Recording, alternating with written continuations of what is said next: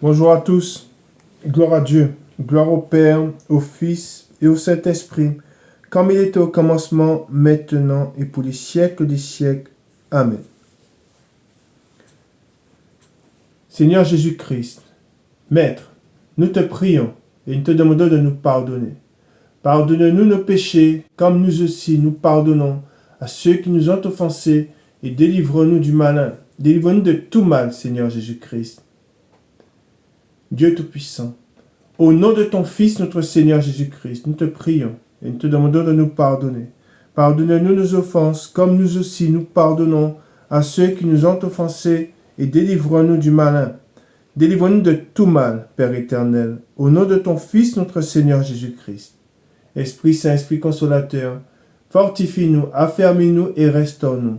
Esprit Saint, Esprit Consolateur, conduis-nous sur la voie droite qui mène jusqu'à notre Seigneur Jésus-Christ et jusqu'au Dieu le Père. Amen. Nous allons maintenant faire la prière que notre Seigneur Jésus-Christ, notre Maître, nous a enseignée. Et nous disons, Notre Père qui es aux cieux, que ton nom soit sanctifié, que ton règne vienne, que ta volonté soit faite sur la terre comme au ciel. Donne-nous aujourd'hui notre pain quotidien. Pardonne-nous nos offenses, comme nous aussi nous pardonnons à ceux qui nous ont offensés, et ne nous induis pas en tentation, mais délivre-nous du malin, car c'est à toi qu'appartiennent dans tous les siècles le règne, la puissance et la gloire. Amen. Nous allons maintenant faire la lecture du psaume 92. Louange et prospérité du juste. Psaume cantique pour le jour du sabbat. Il est beau de louer l'Éternel et de célébrer ton nom, ô Très-Haut. D'annoncer le matin ta bonté et ta fidélité pendant les nuits. Sur l'instrument à 10 cordes et sur le luth, au son de la harpe. Tu me réjouis par tes œuvres, ô Éternel, et je chante avec allégresse l'ouvrage de tes mains. Que tes œuvres sont grandes, ô Éternel, que tes pensées sont profondes. L'homme stupide n'y connaît rien, et l'insensé n'y prend point garde. Si les méchants croissent comme l'herbe, si tous ceux qui font le mal fleurissent, c'est pour être détruits à jamais. Mais toi, tu es le Très-Haut, à perpétuité, ô Éternel. Car voici tes ennemis, ô Éternel. Car voici tes ennemis périssent. Tous ceux qui font le mal sont dispersés, et tu me donnes la force du buffle. Je suis arrosé avec une huile fraîche. Mon œil se plaît à contempler mes ennemis, et mon oreille à entendre mes méchants adversaires. Les justes croissent comme le palmier. Ils s'élèvent comme le cèdre du Liban, plantés dans la maison de l'Éternel. Ils prospèrent dans les parvis de notre Dieu. Ils portent encore des fruits dans la vieillesse. Ils sont pleins de sève et verdoyants, pour faire connaître que l'Éternel est juste. Il est mon rocher, et il n'y a point en lui d'iniquité. Amen. Je vous donne le titre de la parole du jour. C'est par beaucoup de tribulations qu'il nous faut rentrer dans le royaume de Dieu. Amen, je répète, c'est par beaucoup de tribulations qu'il nous faut rentrer dans le royaume de Dieu. Nous allons dans Michée au chapitre 7. Michée au chapitre 7.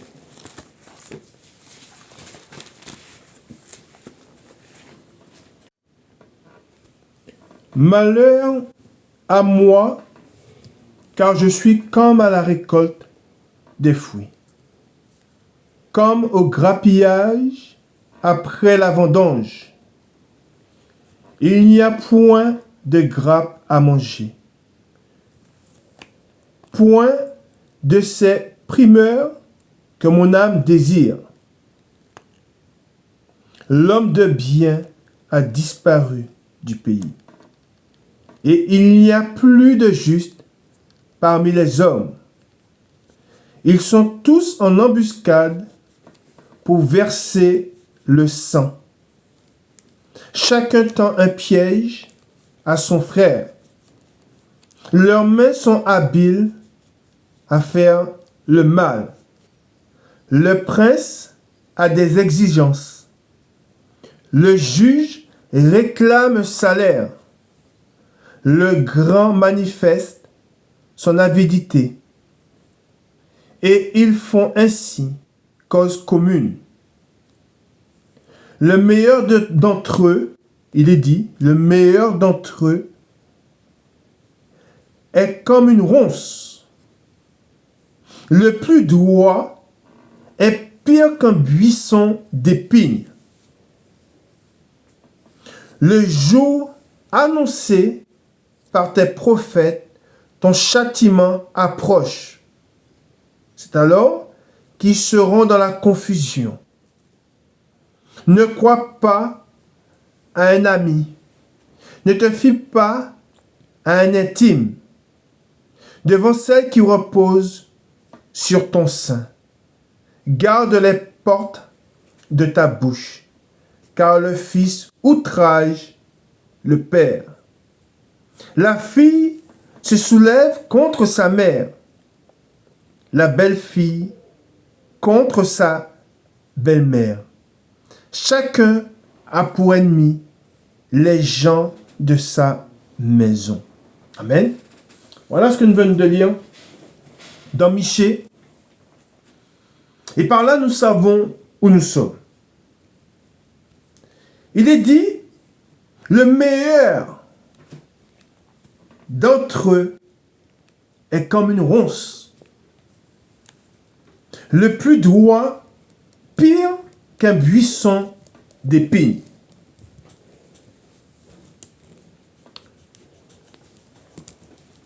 Dans la parole de Dieu, il est dit que la semence qui tombe au milieu des épines, et des ronces, c'est les choses du monde. C'est les soucis et les inquiétudes. Et c'est ce qui étouffe la foi. Et nous sommes, nous qui croyons en Christ, nous sommes dans les ténèbres. Et c'est pour cela qu'il est dit, et c'est là où nous sommes. Le meilleur d'entre eux est comme une ronce, le plus droit, il est dit, pire qu'un buisson d'épines. Étant dans les ténèbres, nous devons écouter la parole de Dieu. Nous devons nous soumettre à la parole de Dieu, afin que nos jours se prolongent, afin que nous puissions être heureux. Nous savons que nous sommes heureux que si seulement nous mettons la parole de Dieu en pratique. Là est notre joie, si nous nous soumettons à Dieu. Et ceux qui écouteront, et on va le voir dans la parole de Dieu, je vais vous expliquer, et ceux qui écouteront leur propre cœur et qui suivront leur propre voie, ceux-là mourront. Car Dieu nous demande une chose, étant là où nous sommes, au milieu des épines et des ronces. Nous avons une attitude à avoir. Et cette attitude, c'est que nous ne devons pas ressembler aux méchants. Et il est vrai que cela est très difficile de souffrir et de se taire, de souffrir en silence. De tendre l'autre joue quand nous souffrons, quand on nous frappe. Le Seigneur nous dit, si on vous frappe sur la joue droite, de donner l'autre joue, de tendre l'autre joue. Beaucoup ont du mal à faire cela. Et pourtant, nous devons nous soumettre à la parole de Dieu pour être heureux et pour hériter de la vie éternelle, pour entrer dans le royaume des cieux. Car dans la parole de Dieu, il est dit, c'est par beaucoup, et c'est pour ça que je vous ai donné le titre de la parole. Et alors oui, c'est en croyant en Christ que nous avons accès au royaume des cieux. Mais, il est dit aussi, c'est par beaucoup de tribulations qu'il nous faut entrer dans le royaume des cieux, de Dieu. Et par là, nous savons que pour entrer dans le royaume de Dieu, nous allons beaucoup souffrir. Et souffrir, quand on parle de souffrance, on parle de souffrance injuste. Quand je parle des souffrances injustes, eux, comme quoi que nous n'avons rien fait. Ils m'ont sans cause. Sans qu'on ne leur fasse rien, ils vont nous haïr, ils vont nous persécuter, ils vont chercher à nous mettre à mort. Et Dieu nous dit ce que nous devons faire. Alors, beaucoup ont du mal à se soumettre à la parole de Dieu. Beaucoup, quand on leur dit quel comportement qu'ils doivent avoir vis-à-vis du méchant, ils ont le cœur dur, ils se rebellent, ils lèvent la tête en disant non, je ne peux pas laisser quelqu'un me faire du mal sans rien faire. Mais quand on va dans la parole de Dieu, et c'est là où nous allons dans Romains au chapitre 12 et nous faisons la lecture à partir du verset 17. Il est écrit, ne rendez à personne le mal pour le mal. Recherchez ce qui est bien devant tous les hommes, s'il est possible, autant que cela dépende de vous. Soyez en paix avec tous les hommes. Il est dit avec tous les hommes. Ne vous vengez point vous-même, bien-aimés, mais laissez agir la colère. Car il est écrit, à moi la vengeance, à moi la rétribution, dit le Seigneur. Mais si ton ennemi a faim, et c'est ce que nous demande le Seigneur, c'est les voies, voilà les voies que nous devons suivre. Mais si ton ennemi a faim, donne-lui à manger. S'il a soif, donne-lui à boire. Car en agissant ainsi, tu amasseras des charbons ardents sur sa tête. Ne te laisse pas vaincre, il est dit. Ne te laisse pas vaincre par le mal, mais surmonte le mal par le bien. Amen. Et c'est pour cela que je vous ai fait la lecture du passage que nous avons lu avant. C'était dans Michée. Et au verset 4, il est dit, le meilleur d'entre eux est comme une ronce, le plus droit, pire qu'un buisson d'épines. Et c'est là, c'est au milieu de cette génération-là que nous sommes. Nous sommes au milieu d'une génération de ronces et d'épines. Et au milieu de cette génération-là, ce que nous devons faire, c'est être comme le Seigneur lui-même a été. Au milieu de ceux qui l'ont persécuté, au milieu de ceux qui cherchaient à le mettre à mort. Il n'a rendu à aucun de ceux qui le persécutaient, qui cherchaient à le mettre à mort, même quand on lui a mis des coups, il n'a rendu les coups. Et nous devons être les imitateurs du Christ, au milieu, je dis bien au milieu d'une génération méchante, au milieu d'une génération perverse, au milieu d'une génération où il est dit que l'amour, et on le voit et on l'entend, l'amour n'est plus. Ils ne connaissent pas l'amour, le véritable amour. Et n'ayant pas connu l'amour, s'étant rebellés contre Dieu, ils ont perdu tout sentiment. On le voit, ils n'ont aucun sentiment. Et c'est pour cela qu'au milieu d'une telle génération, nous devons être les imitateurs de Christ et nous devons faire comme le Seigneur nous demande. Amen. Nous allons dans Matthieu au chapitre 7. Matthieu au chapitre 7.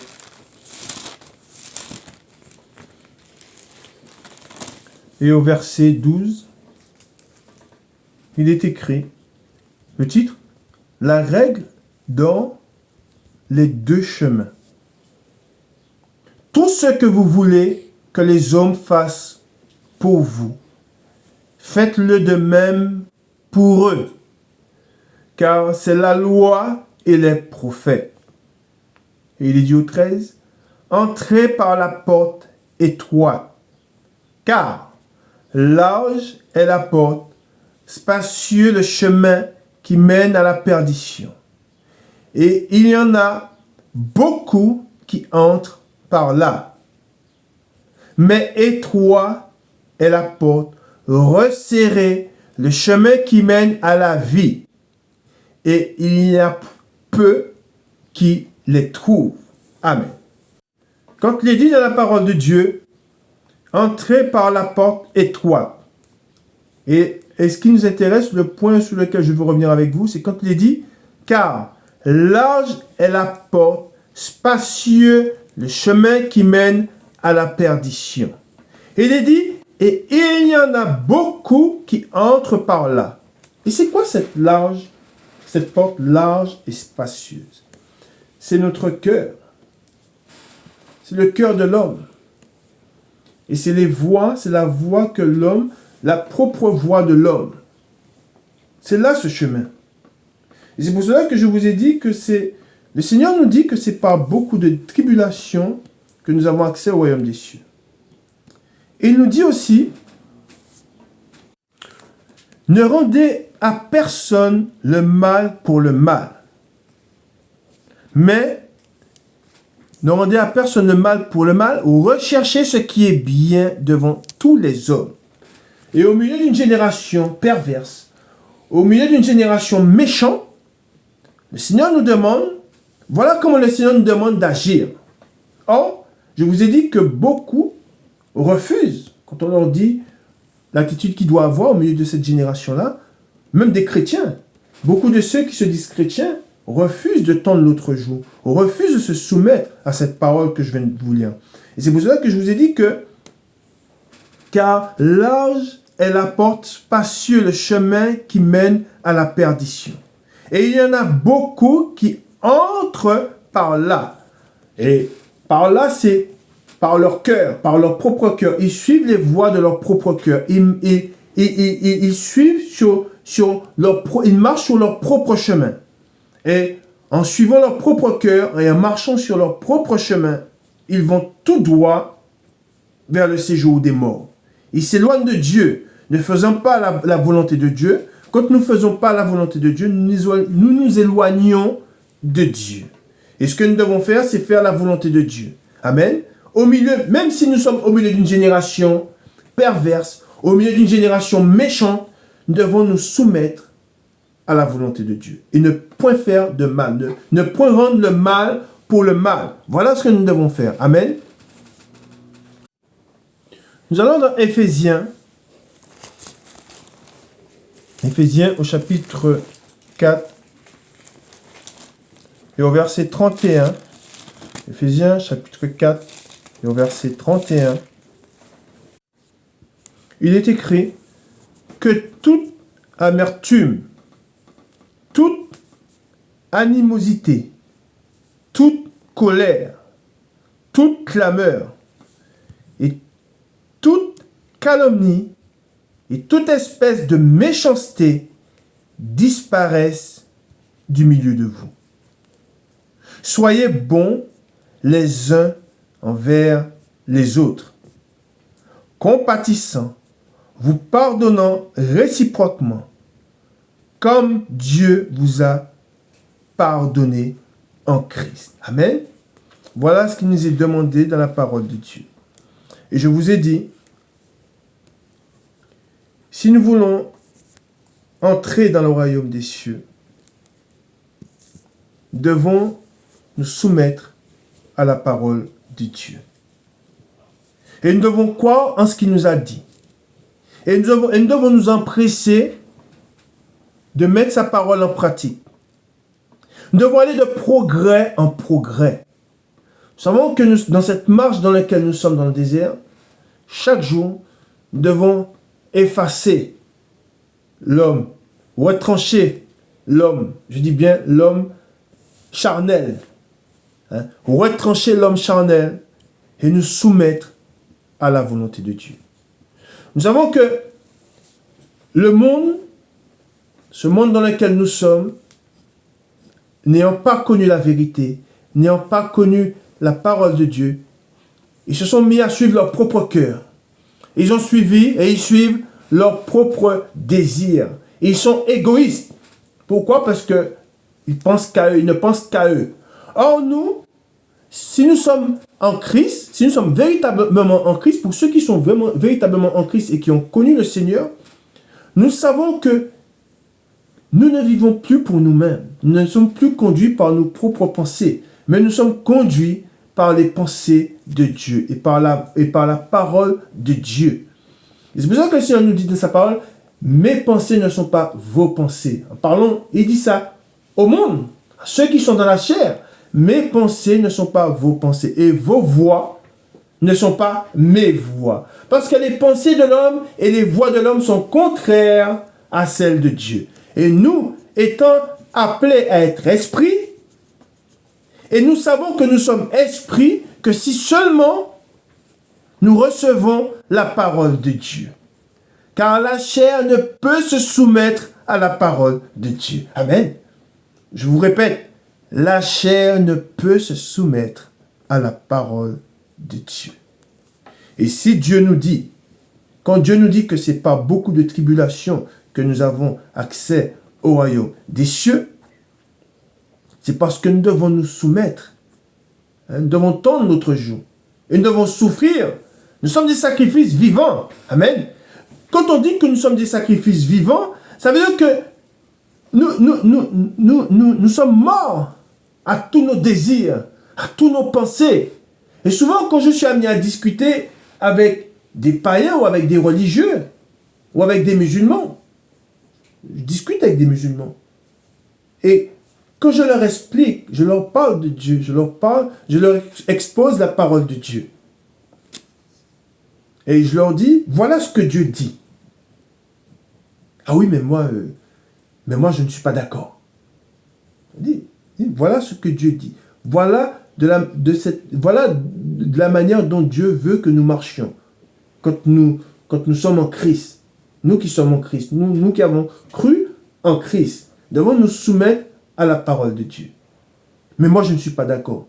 Ben voilà, je dis, ben tu vois, celui qui est véritablement en Dieu ne vit plus pour lui. Il ne fait plus sa volonté, mais il fait la volonté de celui qui l'a racheté. Et c'est un langage qu'ils ne comprennent pas. Parce que tous ceux qui sont religieux, ils ne vivent pas, ils ne mettent pas, ne connaissant pas Dieu, ils sont toujours dans leur péché. Ils vivent pour eux.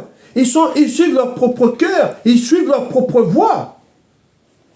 Et c'est là cette différence qui est entre le véritable, celui qui est dans le véritable et celui qui n'est pas dans le véritable. Celui qui a connu la vérité et qui marche selon la vérité, il sait qu'il ne marche plus par son propre cœur. Il sait qu'il ne marche plus sur sa propre voie. Mais il marche sur les voies de celui qui l'a appelé, à celui qui l'appartient. Il écoute celui qui l'a racheté et il n'écoute plus son propre cœur. Et c'est pour cela que je vous dis, quand je vous parle de souffrance, ah ben oui, nous allons souffrir parce que nous allons devoir nous écraser, nous allons devoir nous rabaisser devant ceux qui vont chercher à nous mettre à mort, devant ceux qui chercheront, qui nous persécuteront. Le Seigneur nous dit comme quoi qu'on ne doit pas leur rendre le mal pour le mal. C'est pour cela, alors oui, c'est une souffrance de subir et ne pas rendre. Mais c'est ce que le Seigneur nous demande. Et c'est pour cela que je vous dis comme quoi que beaucoup ont du mal à se soumettre à la parole de Dieu. Ils ne conçoivent pas le fait d'être frappés, d'être persécutés et de ne pas rendre, de ne pas remettre ce qu'on leur a fait. Et c'est pour cela que je vous dis comme quoi que au milieu de cette génération dans laquelle nous sommes, et je vous dis, pour que vous sachiez que ça n'ira pas en s'arrangeant. Ne pensez pas, et je sais, mais moi je suis le premier, quand nous prions, nous disons dans notre prière, quand nous prions le Seigneur, nous lui demandons à ce que son règne vienne. Mais nous savons que son règne ne viendra pas tout de suite. Car avant que le règne de Dieu vienne, sa parole doit s'accomplir.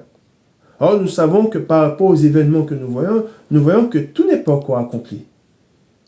Et nous savons que là où nous nous situons, hein, c'est quand le Seigneur il dit « Beaucoup viendront en mon nom hein? ».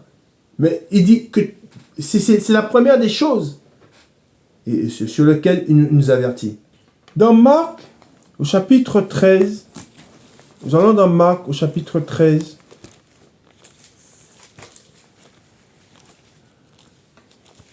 au verset 5, le titre, ce discours sur le mont des Oliviers. Jésus se mit alors à leur dire, « Prenez garde que personne ne vous séduise. » C'est la première chose que Jésus dit aux disciples. « Car plusieurs viendront sous mon nom, disant, « C'est moi. » Et ils séduiront beaucoup de gens. Quand vous entendrez parler de guerre et de bruit de guerre, ne soyez pas troublés, car il faut, il est dit, écoutez bien, lisez bien, car il faut que ces choses arrivent. Mais ça ne sera pas encore la fin. Amen. Alors, il est dit, voilà ce qu'il dit le Seigneur, et ensuite il dit, mais ça ne sera pas encore la fin. Alors, je sais que beaucoup, nous avons ce désir que le Seigneur vienne, que son règne vienne. Mais nous aurons des tribulations. Avant la venue du Seigneur, il y aura des tribulations. Et beaucoup seront éprouvés. Beaucoup vivront des choses difficiles. C'est pour ça que le Seigneur il nous met en garde. Il dit, mais quand reviendrai-je? Trouverai-je la foi? Et c'est pour ça que je vous dis que ce n'est pas beaucoup de tribulations que nous avons accès au royaume des cieux. Ne pensons pas que le Seigneur viendra à l'instant. Car nous savons que Jésus même nous dit qu'il faut que les Écritures soient accomplies. Si les Écritures ne sont pas accomplies, le Seigneur ne viendra pas. Amen. Et c'est pour cela que je vous mets en garde et je vous dis, je vous demande de garder raison, d'être conscient que les Écritures doivent s'accomplir et que nous allons souffrir. Hein, nous allons souffrir et que nous sommes au milieu d'une génération, et on le voit, on entend tout ce qui se passe. Nous sommes au milieu d'une génération perverse, au milieu d'une génération méchante, et que nous serons persécutés. Amen. Nous allons dans 2 Timothée, au chapitre 3.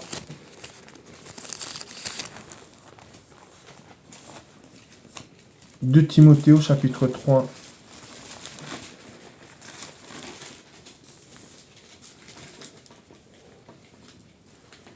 Je vous ai parlé d'épines et de ronces.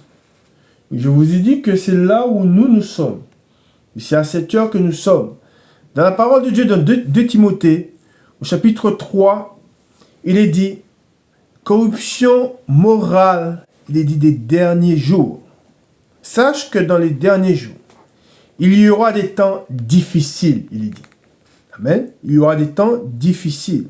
Car les hommes seront égoïstes, amis de l'argent, fanfarons, hautains, blasphémateurs, rebelles à leurs parents, ingrats, irreligieux, insensibles, il est dit, insensibles, déloyaux, calomniateurs, intempérants, cruels, ennemis des gens de bien, il est dit, ennemis des gens de bien, traîtres, emportés, enflés d'orgueil, aimant le plaisir plus que Dieu, ayant l'apparence de la piété, mais reniant ce qui en fait la force. Et il est dit ensuite, éloigne-toi éloigne-toi de ces hommes-là. Amen. Nous devons nous en éloigner, nous devons nous éloigner de ces hommes-là. Et c'est pour cela que je vous ai dit,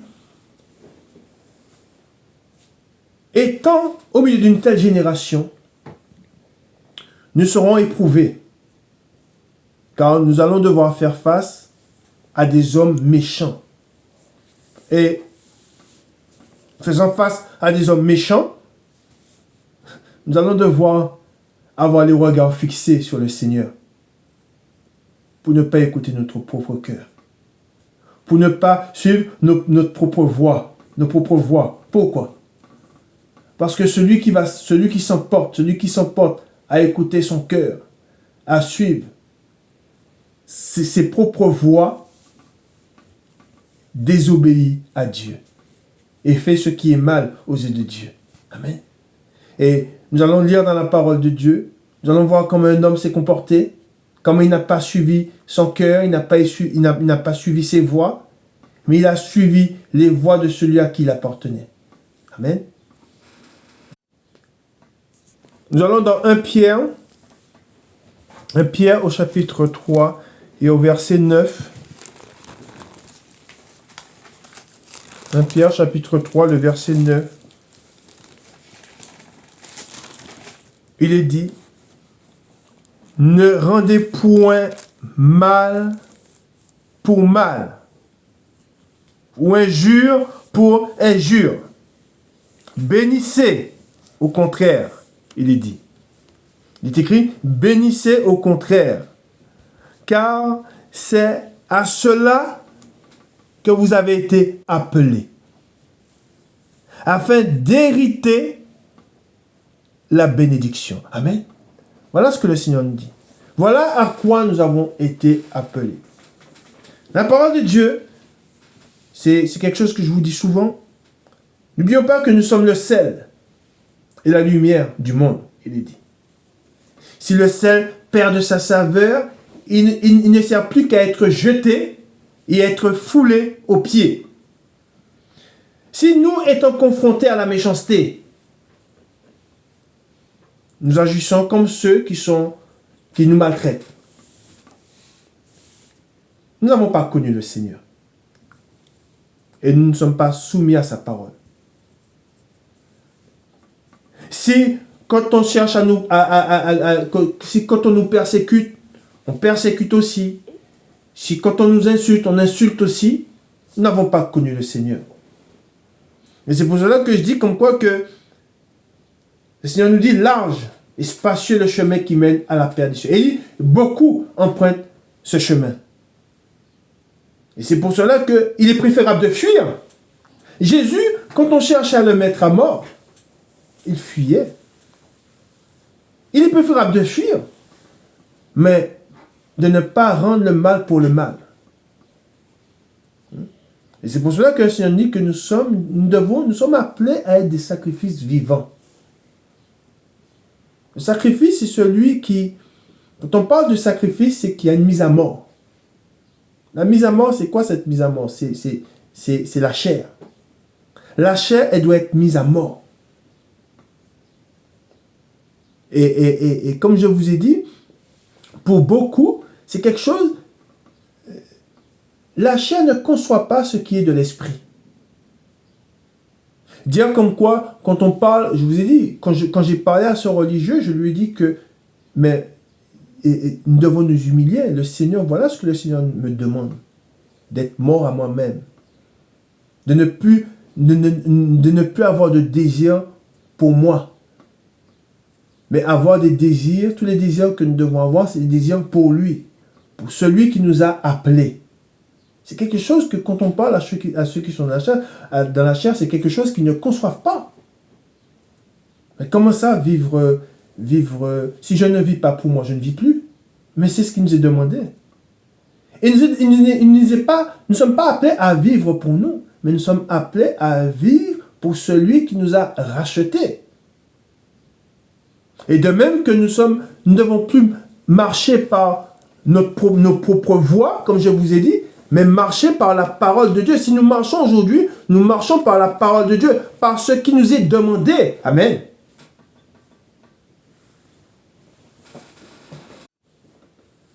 Et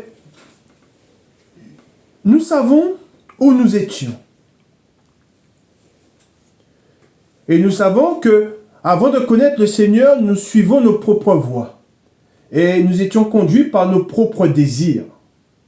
Aujourd'hui, quand je suis en Christ, ma vie, c'est une vie de prière. Ma vie, c'est une vie de soumission à Dieu.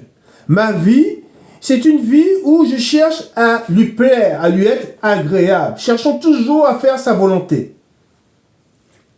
Ma vie n'est plus...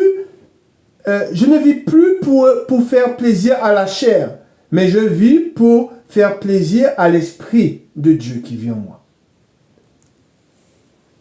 Et c'est pour cela que je suis devant vous aujourd'hui.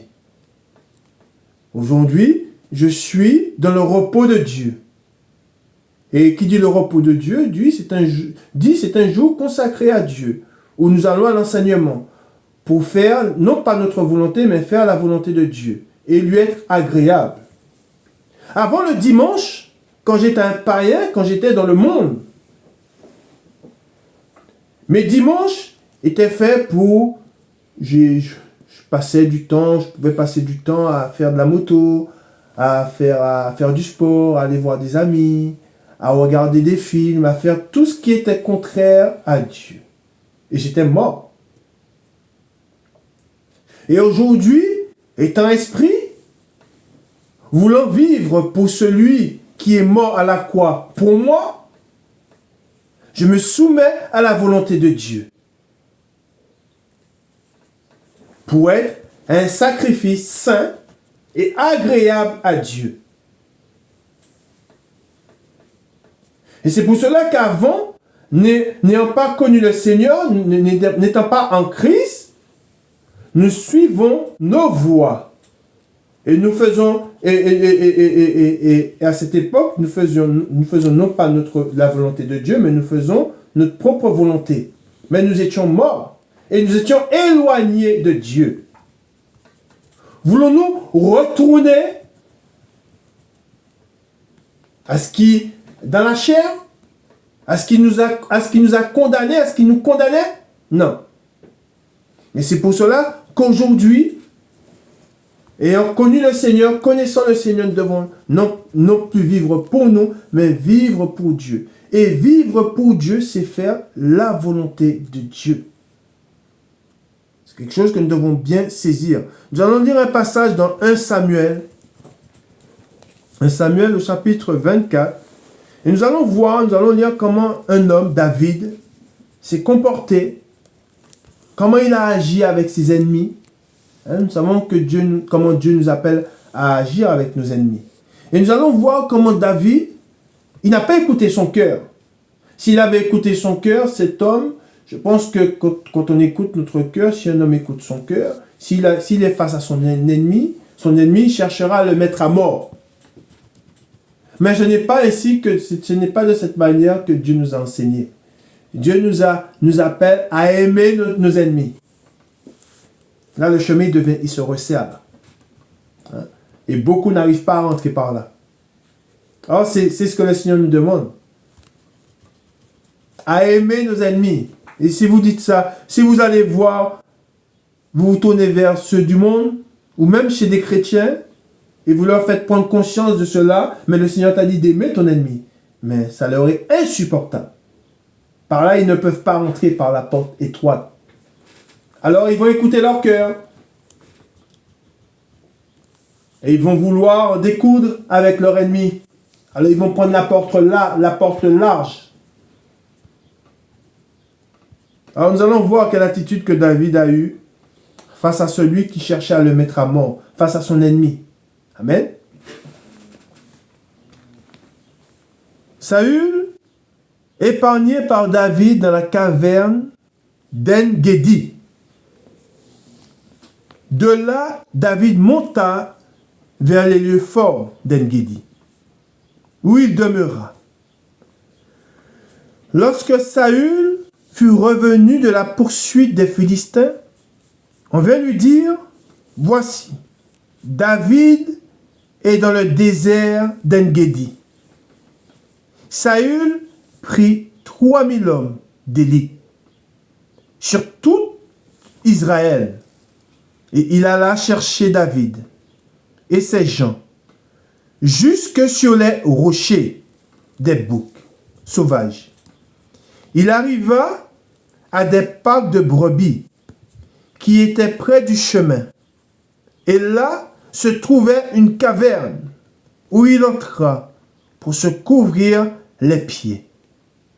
David et ses gens étaient au fond de la caverne.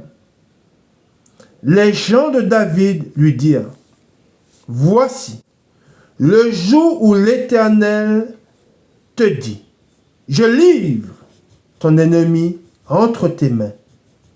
Traite-le comme bon te semblera. » David se leva et coupa doucement le pan du manteau de Saül. Après cela, le cœur lui battit parce qu'il avait coupé le pan du manteau de Saül. Et il dit à ses gens, que l'Éternel me garde de commettre contre mon Seigneur, loin de l'Éternel, une action telle que de porter ma main sur lui. Amen. Ensuite, il dit, car il est loin de l'Éternel. Par ces paroles, David arrêta ces gens. Il les empêcha de se jeter sur Saül. Puis Saül se leva pour sortir de la caverne et continua son chemin. Après cela, David se leva et sortit de la caverne. Il se mit alors à crier après Saül. « Ô roi, mon Seigneur !»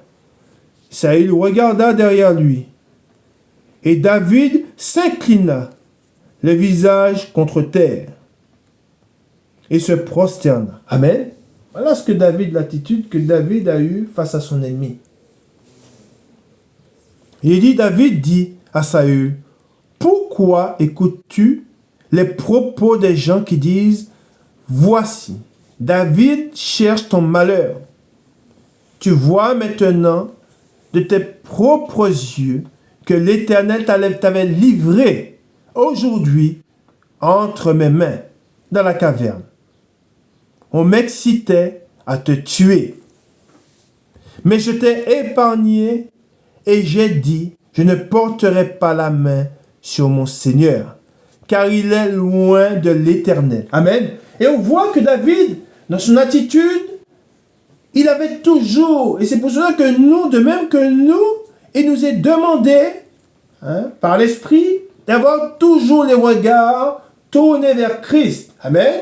Et se rappeler de l'attitude qu'il a eue vers ceux qui le persécutaient, vers ceux qui l'ont mis même à mort sur la croix, en disant, Père, pardonne-leur, car ils ne savent pas ce qu'ils font.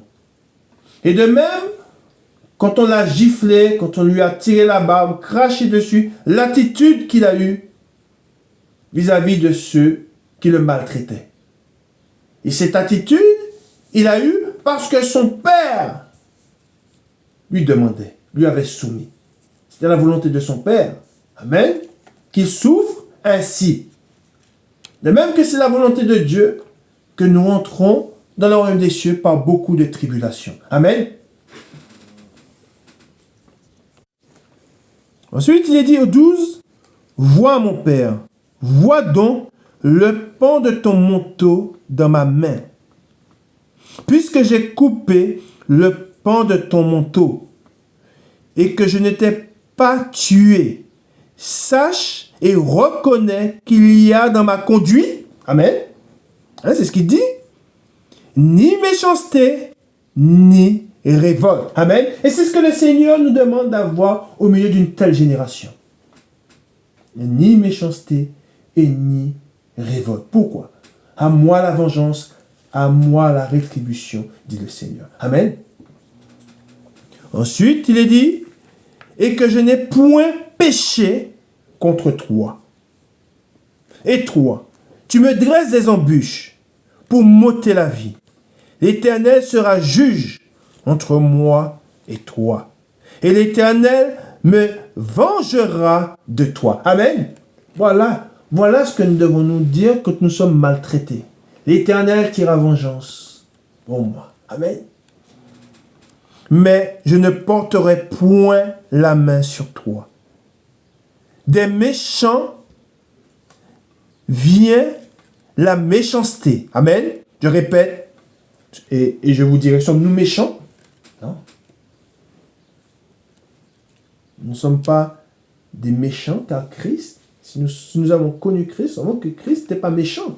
Amen. Il cherchait à faire du bien. Il était juste, il était sans péché. Amen. Ensuite, des méchants viennent la méchanceté, dit l'ancien proverbe. Aussi, je ne porterai point la main sur toi. Contre qui le roi d'Israël s'est-il mis en marche? Qui poursuis-tu? Un chien mort? Une puce? L'Éternel jugera et prononcera entre moi et toi. Il regardera, il défendra ma cause. Amen. Et c'est pour ça que nous devons être conscients que si nous sommes agréables à Dieu, si nous sommes comme le Seigneur nous demande d'être, le Seigneur défendra notre cause. Amen. Et c'est pour ça que je vous dis que, aussi, vous savez, des fois, souvent, j'entends, qu'est-ce qu'une prière efficace? On parle de prière, on voit des fois je vois des fois des pasteurs qui mettent sur leur page prière efficace. Vous voulez vraiment savoir qu'est-ce qu'une prière efficace? La prière efficace, c'est la prière du juste. La prière efficace, c'est la prière qui sort du cœur de celui qui fait la volonté de son Dieu. C'est là la prière efficace. Si tu veux que ton Dieu écoute tes prières, fais sa volonté et soumets-toi à sa parole. Amen. Parce que si quelqu'un, imaginez un méchant, il vit dans le péché, il se plaît dans le péché, vous pouvez lui donner toutes les prières. Dieu ne les recevra pas. Car il est méchant. Et la prière efficace, je vous dis, une prière efficace, c'est une prière qui vient de cœur lavé, un cœur purifié, un cœur sincère. Un cœur qui cherche à faire la volonté de Dieu. Non pas sa volonté, mais la volonté de Dieu. Comme David. De la manière dont il agissait face à son ennemi. Il a fait ce qui était agréable à Dieu. Et Dieu a entendu ses prières. Amen. Nous reprenons au 16. L'Éternel jugera et prononcera entre moi et toi. Il regardera, il dit, il défendra ma cause. Il me rendra justice et en me délivrant, de ta main. Lorsque David eut fini d'adresser à Saül ces paroles, Saül dit, est-ce bien ta voix, mon fils, David? Et Saül éleva la voix et pleura. Amen. Ensuite, il est dit, et il dit à David, tu es plus juste que moi. Amen. Il a connu. Pourquoi? Parce que David ne lui a pas rendu le mal. Que lui, il voulait le mal qu'il faisait à David, David ne lui a pas remis ce mal-là. Alors il a connu que David était juste. Amen. Ensuite, il dit au 18, et il dit à David, tu es plus juste que moi, car tu m'as fait du bien. Amen. C'est pour ça que nous devons faire du bien à nos ennemis. Amen. Ensuite, il dit, et moi, je t'ai fait du mal. Tu manifestes aujourd'hui la bonté avec laquelle tu agis envers moi, puisque l'Éternel m'avait livré entre tes mains, et que tu ne m'as pas tué. Si quelqu'un rencontre son ennemi, le laisserait-il poursuivre tranquillement son chemin? Amen. Voilà. Il parle de ceux qui n'ont pas connu, qui ne sont pas esprits. Hein? Celui qui est dans la chair, s'il croit son ennemi, il ne va pas laisser son ennemi poursuivre son chemin. Alors nous, il nous est dit de laisser notre ennemi poursuivre son chemin. Amen. Ensuite, il dit que l'Éternel te récompense pour ce que tu m'as fait en ce jour. Maintenant, voici, je sais que tu régneras et que la royauté d'Israël restera entre tes mains. Jure-moi donc par l'Éternel que tu ne détruiras pas ma postérité après moi et que tu ne retrancheras pas mon nom de la maison de mon père. David le jura à Saül.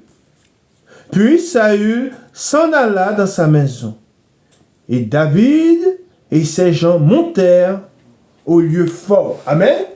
Gloire à Dieu. Gloire au Père, au Fils et au Saint-Esprit, comme il est au commencement, maintenant, pour les siècles des siècles. Amen. Nous allons maintenant dans 2 Samuel. David, en agissant ainsi, n'a pas écouté son cœur, mais il a écouté la voix de son Dieu. Amen. Nous allons continuer. Nous allons lire ce passage. Nous allons voir encore, là encore, nous allons voir l'attitude qu'il a eue face à face à son fils, hein, Absalom, qui voulait le mettre à mort, qui cherche à le nuire. Et nous allons voir, et ensuite nous allons lire après avoir lu ce passage, nous allons voir ce qu'il est dit. Amen. Par rapport, quelle attitude que nous devons avoir vis-à-vis de nos ennemis, encore. Une attitude que nous devons avoir vis-à-vis de ceux qui nous maltraitent, hein, à nos ennemis. Nous lisons ce passage. Alors c'est dans 2 Samuel au chapitre 18 et le verset 31. Aussitôt arriva Cushi. Et il dit, que le roi, mon Seigneur, apprenne la bonne nouvelle. Aujourd'hui, l'Éternel t'a rendu justice, en te délivrant de la main de tous ceux qui s'élevaient contre toi. Le roi dit à Cushi, le jeune homme, Absalom, est-il en bonne santé? Cushi répondit, qu'il soit comme ce jeune homme, les ennemis du roi, mon Seigneur. Il parle de ses ennemis. D'accord? Et tous ceux qui s'élèvent contre toi pour te faire du mal. Alors le roi, saisi d'émotion, monta dans la chambre, au-dessus de la porte, et pleura. Amen. Et qu'il pleura, mais il pleura sur son ennemi. Amen. Sur son fils qui était devenu son ennemi, qui cherchait à le mettre à mort. Hein? Il pleura sur son ennemi. Il disait en marchant, mon fils Absalom, mon fils Absalom, que ne suis-je mort à ta place, Absalom, mon fils, mon fils. Amen. Voilà encore l'attitude, et nous allons voir ce que cela veut dire. Voilà l'attitude qu'il eut quand il a appris la mort de son fils, qui était devenu son ennemi. Et pourquoi? Nous allons dans Proverbe. Là encore, c'est un enseignement que le Seigneur nous donne quand nous sommes face à la chute de nos ennemis. Qu'est-ce que le Seigneur nous dit par rapport à la chute de nos ennemis? Eh bien, dans Proverbe, au chapitre 24 et au verset 17, voilà ce qu'il est dit. Ne te réjouis pas de la chute de ton ennemi. Amen. Voilà ce qu'il dit. Alors, si vous avez un de vos ennemis et vous apprenez sa chute, ne vous réjouissez pas. C'est là l'attitude que nous devons avoir. Amen. Afin d'être agréable à Dieu, de faire la volonté de notre Dieu. Car il est dit, ne te réjouis pas de la chute de ton ennemi.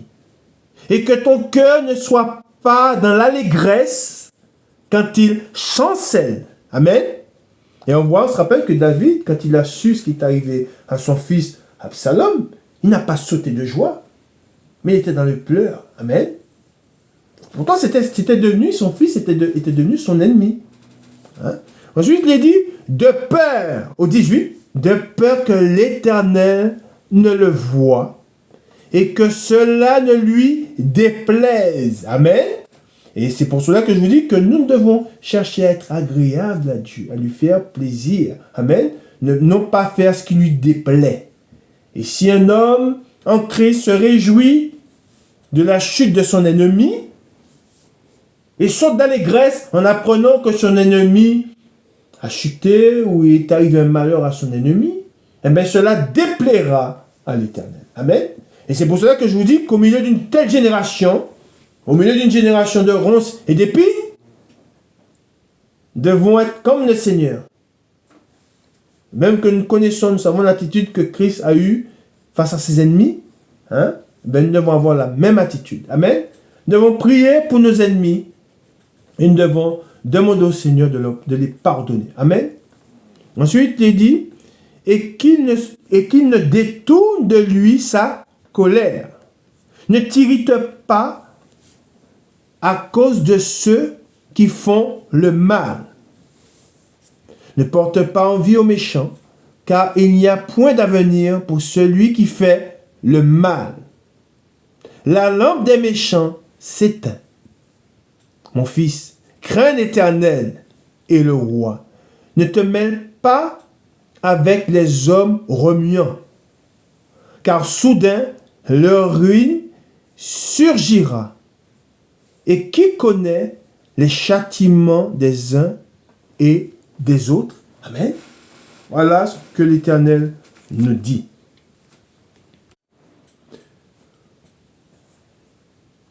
Je ne cache rien à qui que ce soit. Et nous savons que Paul il dit, je traite mon corps durement. Devons nous sonder et nous examiner pour savoir si nous marchons dans les voies de Dieu et selon le cœur de Dieu.